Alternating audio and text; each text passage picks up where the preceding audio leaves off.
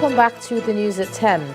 It's the 7th anniversary of Edo State Governor Adams Oshiomhole in office, and he used the opportunity to organize a town hall meeting attended by civil society groups, traditional rulers, government officials and other citizens of the state. And in what could be termed a self-assessment, the governor said that he inherited a rotten education sector where corruption was the order of the day, but that under his watch, education is improving. Some of the policies we are putting in place now, namely reviewing the processes of recruitment of teachers and ensuring that we pay more attention to the recruitment and deployment of science teachers. As our people will say, a dumb man will take second. Therefore, next year, by the special grace of God, we should take first. And we should be able to build and consolidate on that. Part of the problem we face in the educational sector, beyond the physical infrastructure decay that people can see, is the rottenness and the impact of corruption in the recruitment and deployment of teachers. Politicians choose to reduce the appointment of teachers to patronage. So party officials were employed as teachers. Those who were not connected through the party arrangement, if you pay 100,000, you have a job. The result is that we had a teacher, which some of you had seen on television, who could not read her own affidavit, who didn't know the difference between a judicial division or I solemnly declare, and we were talking of one Solomon. But we have tried to understand how in the first instance such a person became a teacher in Edo State. And we had several like that. We realized that this was the result of corruption in SUBEB and corruption in post-primary education board. All of them were PDP. Even the AMPP that managed to make initial inroad, they were ruthlessly rigged out by 2003. And PDP had full control of the politics of the state. Today, those who boasted they will govern Nigeria for 60 years, they have been wiped out after 16 years, at least in this state. Edo State Governor there, Adams Oshiomhole. Well, let's cross over to the world of business. Here's Emana Amawe. You first. First Bank.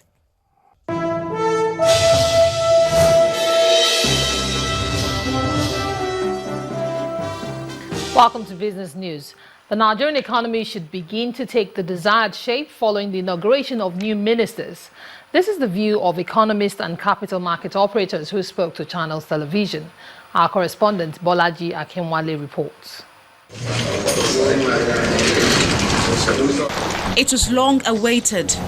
The inauguration of federal cabinet ministers was a task Nigerians wanted President Muhammadu Buhari to complete before the economy can take shape. Key economic ministerial positions like finance and budget and planning are regarded as critical for growth. You have teams in three broad segments. One segment, raising money, spending money efficiently, blocking the leakages, okay? And then borrowing money, okay? That's your treasury team. It's made up of your budget and planning, made up of your finance, made up of your industry, investment, and trade. That's the economic team. Then you have those who are going to deliver the physical infrastructure to the Nigerian people. That's made up of Fashola and Amechi. These are guys who have delivered in very rough times and very rough terrain, both being in opposition, both fought political and financial battles at the same time. The nomination of investment banker and accountant Ms. Kemi Adeosun as finance minister is one that has generated a high level of interest owing to low government revenues and depleting treasury. The fact that we now have the TSA has also increased the responsibility of finance in terms of the amount of revenues and disbursement that we need to be taken care of. Before now, we had quite a number of parastatals that were not strictly under government budgets. At the capital markets, operators believe the finance minister should embrace policies that will increase investors' interest in the markets. Let her look at the role of the capital market in this economy. She has the experience. She should be able to now look at the role of the capital market in employment generation. The coming on board of the new finance minister, Ms. Kemi Adeosun, as well as others with key economic portfolios, may have come as a surprise to many. But what has remained unchanged are the expectations from Nigerians. They believe that regardless of the position that has been filled, they have to deliver. And the Nigerian economy must move forward.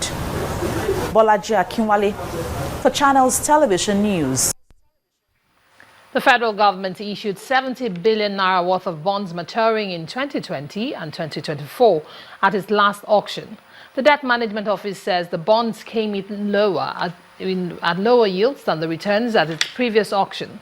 The Debt Office issued 30 billion naira in the 2020 debt at 10.24% against 13.11% at the previous auction last month.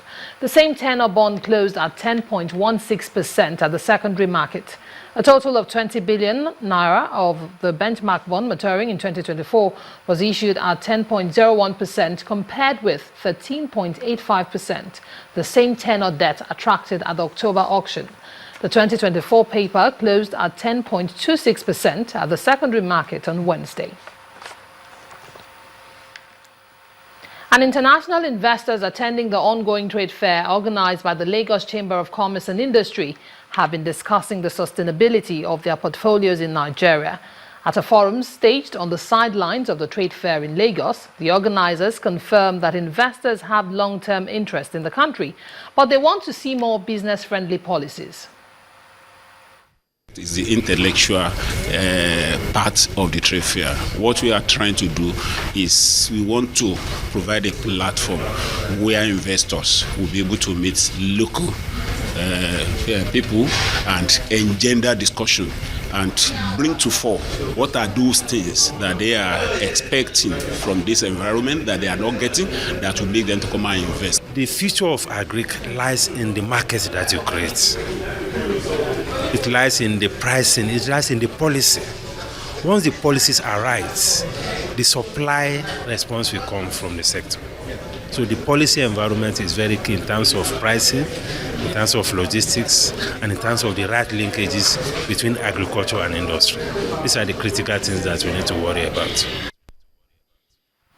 Meanwhile, pressure on equities cut short the gains recorded yesterday at the local bourse. The key benchmark index descended by 0.74%. BC Adebayo brings us a summary of the figures.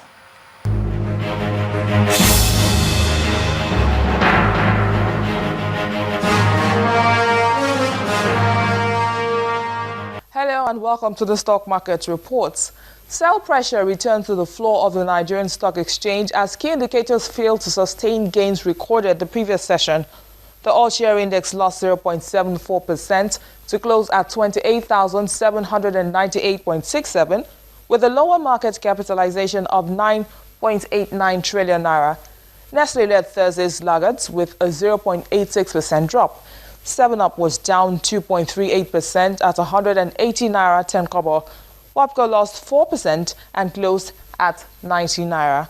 On the other hand, CAP was up 5% at 40 naira 95 kobo and is followed by Stanbic IBTC at 20 naira 89 kobo.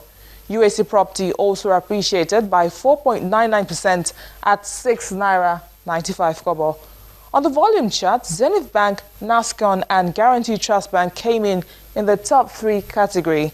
When the closing gong rang, investors had exchanged 167.28 million shares, valued at 1.30 billion naira in close to 3,000 deals.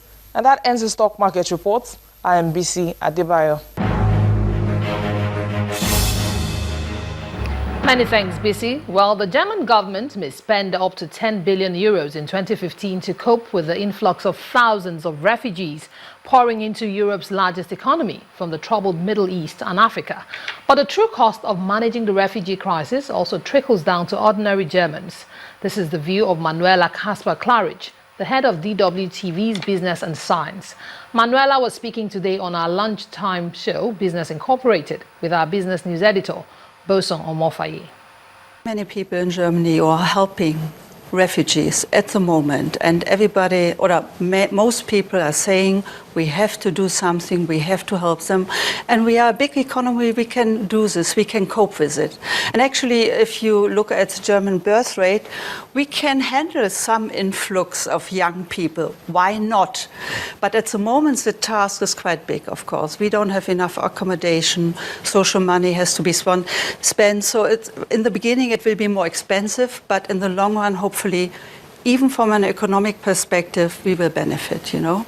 And the human side, anyway, the Germans say we need to help and we will help. If you would be there in Germany, see what people are doing, how they are donating their time, their money, clothes, accommodation, whatever, it's really encouraging from my point of view, even though there's a political debate, but still the Germans are in the mood, we will manage, we will help. And I think that's something very nice. It was mixed sentiments at the global equities markets today. Let's take a look.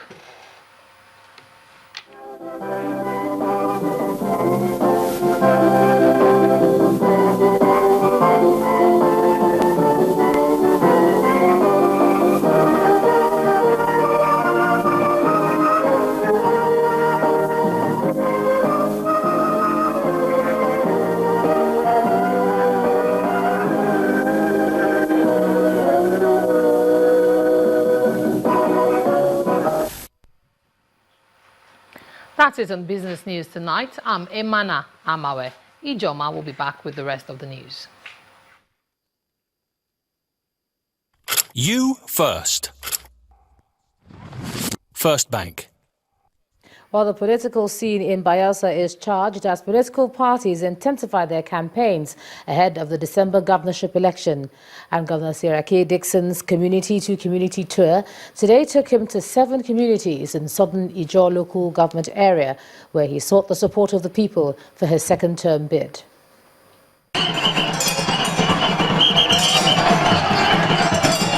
Governor Seriake Dixon's community-to-community campaign continues with a visit to 7 communities in southern Ijaw local government area of Bayelsa State.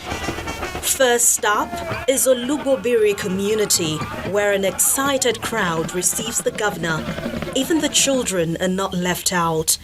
Their support for the governor's bid for a second term in office is echoed by one of the political leaders. So Olugobiri youth, the women, come 5th December, we will vote for PDP. Let me assure everybody, in Olugobiri, nobody will threaten anybody to be peaceful. And to the next destination, the train heads to Kolamatu on water. The people receive him warmly and take the opportunity to voice their concerns. It's excitement also in the next 4 communities, Kolama 1, Ogbionbiri, Barong and Foropa. Indigenes of the predominantly fishing communities assure Governor Dixon of their unflinching support as they honor him with their stock in trade. This is headquarters of fishing. We want investors, we want people, local and foreign, to come to this area and set up fishing companies so that they can kill fish for local consumption and for export. The campaign train makes its way to the 7th community, Korokorose, hometown of the Speaker of the State House of Assembly. I have given automatic recognition and classification to the president. You will be at the same level with your other brothers in Apoy and Basan. I will ensure that The task for today may be over, But the contest for the governorship seat is far from over. One thing is certain, as Governor Dixon goes round interacting with the people of Bayelsa State, he will be getting direct feedback and feel the pulse of the people as the moment of decision approaches. Well, the 58-year-old Orumba General Hospital in Ajali in Anambra State has been commissioned after being given a facelift. The upgrade, which has taken about 6 months, is an initiative of the Anambra State government in a public-private partnership arrangement with Rise Health Medical Corporation in the United States. In the name of the Father, and of the Son, and of the Holy Spirit. Amen. The commissioning of the 100-bed capacity Orumba General Hospital, Ajali in Anambra State, built in 1957, the hospital is one of the 4 pilot hospitals selected for an extensive modernization and upgrade in terms of infrastructure, staffing and medical equipment by United States health firm Rise Health Corporation in partnership with the Anambra State government. The hospital will serve Orumba as a local government and Ajali as a community in that local government with a population of over 500,000 people. Members of the community turned out in their numbers to witness the commissioning of the hospital that is expected to take care of their health needs at a much reduced cost. This is an experimentation. By the time we finish these first 4 experiments, we will move to another phase. They will choose another 4 hospitals. The representative of Rise Health Corporation expresses joy for being part of what he described as health revolution in Anambra State and said the partnership with the government would yield more benefits. We're working with the government today. What that does for us is helps us spread the good news across the state, and that is a wonderful thing. The Memorandum of Understanding for the Medical Re-Engineering between Anambra State Government and Rise Health Corporation was signed in March this year.